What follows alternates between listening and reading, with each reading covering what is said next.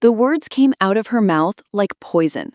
Sarah, standing in her perfect wedding dress, just hours before her big day, looked me dead in the eyes and said, "Honestly, Helen, the greatest gift you could give us would be to disappear from our lives completely." And my son Kevin nodded in agreement. That was the moment I realized I had raised a stranger. But what they didn't know, I wasn't just their mother. I was their financial lifeline, and I was about to pull the plug. 3 years earlier, I had sold my Victorian cottage, my sanctuary of 40 years, and given Kevin and Sarah $92,000 for their dream home down payment. They promised I'd always have a place there. I also financed most of their wedding. I thought I was building a future with them. Instead, I was treated like an unwanted guest in the very home my money bought. Hours before the wedding, Sarah demanded I vanish. Kevin said my negative energy ruined everything. After years of sacrifices, they reduced my savings line to some money that one time. That was when I decided, fine, I'll disappear, but I'll take my 38% ownership of the house with me. You see, I wasn't stupid. My lawyer had made sure that $92,000 wasn't a gift.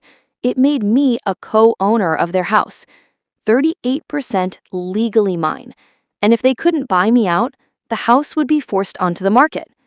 But first, I made one phone call to the country club hosting their $16,000 wedding reception. Guess whose name was on the contract? Mine. Guess who canceled everything that night?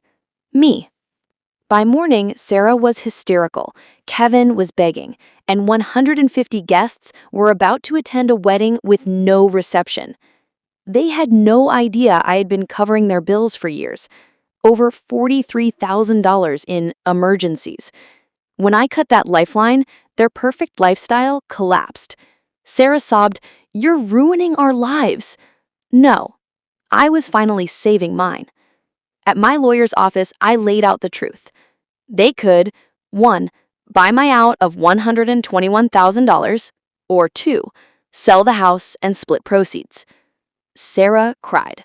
Kevin begged. But the days of treating me like an ATM were over.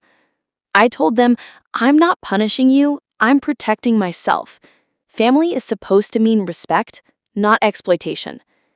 They tried manipulation, even called the police claiming I was mentally unfit. But I had the receipts.